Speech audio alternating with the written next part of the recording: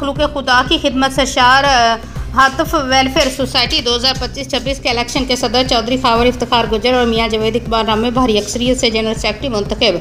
Harunabad report इम्तियाज़ अहमद। तफसीलात के मुताबिक हातफ वेलफेयर सोसाइटी का 2025-26 के इलेक्शन में चौधरी खावर इफ्तिखार गुजर, सदर Mian Javed Iqbal Ram, general secretary Hafiz Javed Iqbal, finance secretary Chaudhry Asif Javed, in charge Zainab medicare centre मुंतखब मोअज़्ज़िज़ीन इलाका की तरफ से मुबारकबाद दी गई। हातफ वेलफेयर सोसाइटी रजिस्टर के मुंतखब सदर चौधरी खावर इफ्तिखार गुजर और मियाँ जवेद इकबाल रामे जनरल सेक्रेटरी की तरफ से एग्जेक्टिव कमेटी हातफ वेलफेयर सोसाइटी को पुरतकल्लुफ़ इशाया दिया गया। नए अज़म के साथ दुख इंसानियत की खिदमत का अदा किया गया।